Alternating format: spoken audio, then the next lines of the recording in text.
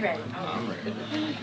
All right, so we'll get into the whole athlete becoming music thing in a minute because that is a growing trend in the world of country music. But you actually got started with the music thing a little earlier. Not a whole lot of people can say I had a band when I was in the 8th grade. Well, I wouldn't call it a actual band. That's what I was saying. Everybody who has an 8th grade band, like they can play like one AC/DC song and maybe something else, and that's about it. What was the set list like with the 8th grade band? I think it was just us trying to get. I mean, I grew up going to like a private school, so I think we just wanted to play chapel or something. So it's probably just a bunch of worship songs or something that we were doing. So I don't know, but yeah, it was. I think we recorded. I remember we recorded our songs on. Remember those old Mac computers that you could see through? Yes. Yeah, we and the microphone we used was an Xbox Live mic. We used that for drums. Like we just held it over with a stick, I think, over the drums to record them, and we recorded everything. What was the name of your band? Oh my God, Sanctified, I think it was. Oh yeah, I think that's what it was. It was The like former 3 of singer us. of Sanctified is playing Coyote Joe's tonight. That's right. We're backing in front of his band Full from Grace. Back in 2005. There you go. We are so damn old. He sounds like 2005's a long time. No, That's did you hear him really talk about? You remember those old MacBooks? And I remember going, man, that was high tech. Jon Langston is our guest taking dead aim. So you play high school football. You're an athlete. You go to Gardner Webb, and you're an athlete. What is it like when that dream ends? And I don't know if it's as much a dream as it is that huge part of your life, because having been an athlete at a high level, I know what it's like to spend every waking hour concentrating on that sport, and all your free time is involved with that sport, and then all of a sudden, all of that time that you used to spend, you now have on your hands. Do you remember what that feeling was like for you? Yeah, it was like the craziest moment of my life, because everything was, just football, and that's all I knew in school, and just kind of, it was very routinely, and it was my dream to, play college football. So I finally get there, and I didn't have aspirations to go play the NFL or anything. Well, that's what I was saying. That, Yeah. a lot of it us was are more realistic. just like, hey, got me to get my education, and I was going to finish out there. But during that time, I got too many concussions. I couldn't play anymore. That time of where it turned into so much time, like you said, so much time on my hands. Like I didn't know what to do with it all, because I didn't have to wake up and go 5 a.m. workouts anymore. Like I didn't have to, go to study hall and all this stuff. So it was really a tough time, because I was, see my roommates go to practice, and I would just be sitting at home, just like, it's really, honestly, I was really depressed, because like all I knew was football, and so. That was just a time where I was just like really down on myself, because I didn't know how to do it. So I turned to music. I always loved, songwriting and the music, but I never was like, oh, I'm gonna be a country singer now. That never crossed my mind. It was just it was like a therapy, and like something just to get me through it. Eventually, does it satisfy? Because the thing that I always missed, and I think that's really how I got into radio, was it satisfied my Jones for competition. When you've competed at a high level, that's really what you're addicted to. Yeah, is the rush of competing, and if all of a sudden the competition is taken away from you, excuse me, you're looking for some other way to satisfy that. Well, you had to look at, like, I've always been a person to set goals and go after something, and my passion was, football, and then so I switched to a passion and chasing success in songwriting and stuff. I remember when I played my first show, and I wrote the song called Forever Girl, and I heard the first time hearing people sing that song back to me at a frat party. There was 800 college kids there, and they were singing it back to me. That's when I knew it. That's when I said, oh my gosh, this is what I want to do for the rest of my life, and I want to chase after this, and that's when I knew that's what I wanted to do. Is that when the goal switched from getting to play chapel to getting to play the Coyote House? Exactly. Yeah, exactly. Was that the first song you wrote? Yes. Yeah, it was the first song I really sat down and wrote, and I called up my buddy Josh Manuel, who's a drummer in the band called Issues, and he had a studio in his basement in Atlanta, and called him up, and I had Christmas break coming up, and I said, hey man, I got a song I want to record in your studio. I said, yeah man, this is how much it costs, and And so my mom, you know, later on, she was like, "What do you want for Christmas this year? Or you have anything?" I was like, "All I want is just, you know, just this studio time, this Christmas break." And they were just like, "What? What are you talking about?" Because I never really, you know, expressed my, you know, want to go record ever. Really, they didn't even know I really was singing at all. So, so that was a big surprise to them. So, yeah, so I, you know, went in the studio and recorded it, and it was really cool to watch a song that you wrote come to life for the first time. That was like one of the coolest things, because I had the chords and I had the lyrics and everything, the melodies, but watching drums being put in and all the other instruments, it was a really cool moment. Jon Langston is our guest on Country 103.7. Is that a song that you look back on now and you're like, man, I'm still really proud of it? Or is that something that if you heard it now, you go... Actually, like, it's one of those songs that I don't ever get tired of playing. That's awesome. Every single night. It is one, like, we were in Statesboro, Georgia last night, and it was probably the loudest I've ever heard people sing it. Like, I almost started tearing up because getting choked up, because it was just like, it was just the craziest thing how freaking loud they were singing that song, and it just got me like, you know, I released that song in February 2013, and people are still loving it, still singing it, and like, it's just, it's amazing. So you're playing, you got excited about 800 people in the frat house singing your song back to you, but now you're playing sold out shows with Luke Bryan. Yeah, that's wild. That's so describe how that feels. I can't really describe it. Really, it's so cool to be able to watch, you know, learn from Luke too, you know, out on the road, and seeing how, you know, we play, you know, smaller clubs and venues and stuff like that. But you know, I remember going out on Gillette Stadium for the, you know, being on my first stadium show was Gillette Stadium this summer. Whoa, now playing an arena or a big shed is one thing. Right, that's a huge leap from the club stage anyway. Oh, yeah, like...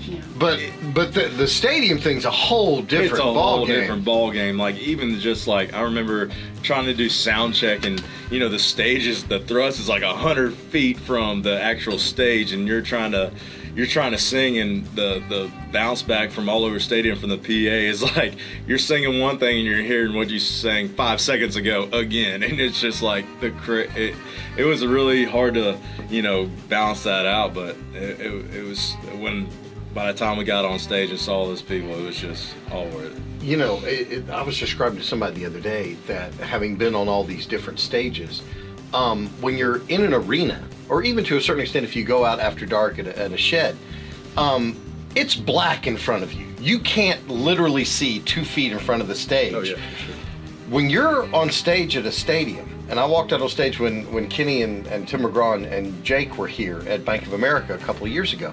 When you walk out on that stage, what gets you is you're used to everything being at eye level.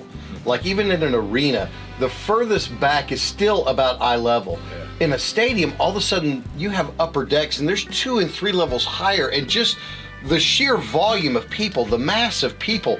I mean, I'd been doing this a long time, and I walked out on that stage and went, holy crap. Yeah, that was probably the biggest deal and the surreal thing. Like, we got there at 4 a.m. Before the show, and it was pouring down rain, and I was with my tour manager and Luke's tour manager, and we were talking about Luke, his first stadium shows, and he told me the story on, you know, when he was opened up for Chesney back in the day in his first stadium. You know, he went to the very tip top of the stadium and just soaked in the moment, and just saw, you know, to remind himself, hey, I'm not just playing for the people in the pit, I'm also playing for people in these nosebleeds. And he left his hat behind the furthest seat from the stage. And so I thought that was really cool. So, you know, after hearing that story, and he would, you know, during the set, he would call him, you know, hey, I left my hat up there, come on down, I want to meet you, I'll sign it for you. And he did that every stadium show that tour, and I thought that was really cool. And so it was pouring down rain, but like we said, let's go to the very top of the stadium. I want to carry on this tradition. So we go up there, we, you know, bribe a security guard to take us to the very top, and we're up there. It's pouring down rain, but I'm just sitting there, I'm just looking across this huge deal, and it's just the most, like, how, like, I'm here, like, I gotta, like, this is incredible. I gotta soak in this moment and not take it for granted, because I could not believe I was just sitting on the top of Gillette Stadium at 4:30 in the morning, staring at like where I was going to be, and it was so far away. And I was like, you know what? I get why Luke did that. So I had my hat on and I put it behind seat 1 and 2, and and we left, and so all I'm thinking about that day is, hoping someone's up there, and I'm playing at 5:30, so I don't know, May still be partying in the parking lot. So I go out there 5:30 down B, and I look up, there ain't no one in section 301. Oh my golly! But midway through, I look back up, there's still no one in the section except for seats 1 and 2, and I'm just like, you're kidding me. I was just like, Section 301, seats 1 and 2. I left my hat up there. And then I'm just like, you got the worst seats in the house. Yeah. It gets even better about the seats, I promise. And so all I see, I was like, hey, I left my hat up there, and all you see, like you said earlier, it's like up here and up there. Right. And you could barely see him, and all I see is my white hat just being waved. I was like, perfect. Like the people didn't throw it away earlier, so. So they came down, I got to meet them, and another cool thing, my green room was the coach's locker room. I thought that was pretty awesome. So we brought them down and got to meet them, and they were like, what's crazy is we won these tickets this morning on the radio station in Maine. I was like, what? Whoa. It was like a total crazy God moment or something. It was just how by the time I was sitting there putting my hat in there, they were winning tickets, that's what weirded me out by the whole deal. So it was a cool deal, but yeah, so. Jon Langston is our guest on Country 103.7. You're playing Coyote Joe's tonight. This is not exactly your first rodeo at Coyote Joe's, but we've gotten some reports about ticket sales. This is going to be a really good crowd tonight, and you have had the experience that we've been fortunate enough to see a lot of artists have, where the first time you play Coyote Joe's, we're giving away tickets to people in Maine, hoping that they'll show up, exactly. And there's nobody in there. And then with each successive time that you come through town, there's a little bit more, even more than graduating to opening for Luke Bryan in a stadium or whatever. That's got to be gratifying to, okay, now I own this stage. I'm out here, and there's 2,500 people out here tonight to see me. Man, I went to college right down the road at Gardner Webb, so I went to so many shows before I even thought about being on stage. And I watched, I sat in line out at Coyote Joe's in the snow and ice, to watch Eric Church play, back in the day. And I remember seeing all those shows that we went to. Debbie was inside saying, "Look at those poor saps." I know. Outside. Yeah. That redneck Langston's out there. I'm so good in here in the heat. I know, but yeah, just being able to, be not losing that connect from remembering how I felt as a fan in there to watching the people and the songs I love on that stage, and now I get to be the person on that stage. It's the most humbling feeling, man, because like you said, each time it's just a little bit more, the next time people bring in 2 or 3 more friends than last time, and it's just we'll see, we're not too far away from the fire marshal bump. That's right. Because that's what we get about the 4th or 5th trip through. All of a sudden you realize it's your last time you're going to be playing Coyote Joe's, and they've got the fire marshals there saying not one more person, and that's when you know it's just It's so nice that after doing big stadium shows, you can come and do something like that, so you don't lose that connection. It sounds like this is where it all started. It's where it all started. It starts playing the club shows and stuff. And what's something, after being on tour with someone as accomplished as, say, Luke Bryan, you mentioned learning from him. What's one thing that you can think of that you will take with you forever through your career? It sounds like, I've thought a lot about this, and I would say, watching him perform and stuff is great, but one thing he's told me, and it sounds so simple, and it sounds so I think about it, I'm like, oh, that's corny, but it's not. It's so he always tells me, he's like, man, just have fun, man. If you're not having fun, and if you're not finding joy in what you're doing, you're doing it all wrong. You're doing it all for the wrong reasons, and people in the crowd, they're gonna know it, and they're gonna see it and see right through you.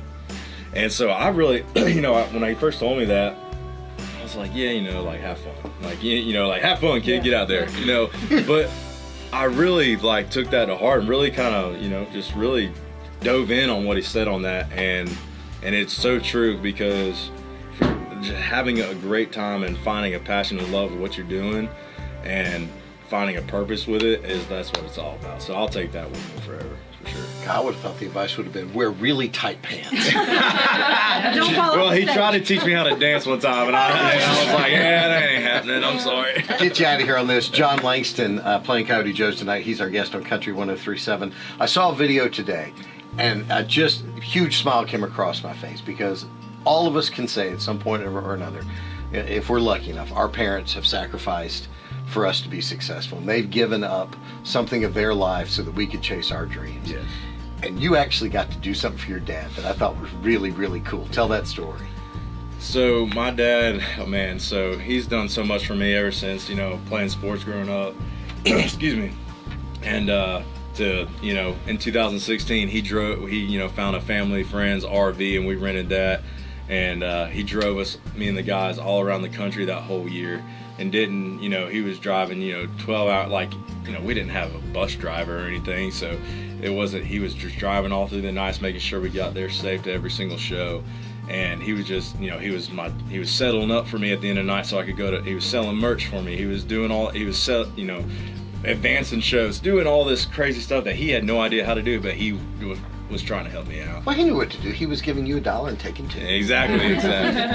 But so, it got to the point where he couldn't do it anymore, but he's always been just like the biggest, my hero, and he's had this same truck. In 2001 he got this truck, and he's had it ever since then. He has over 550,000 miles on that. That's thing. impossible. I swear to you, that guy drives for his work. He has a construction equipment rental company, and so he's driving everywhere, all across Metro Atlanta, and so he's literally drove that thing to the ground. And I was just, a couple years ago, I was like, man, I want to buy my dad a truck.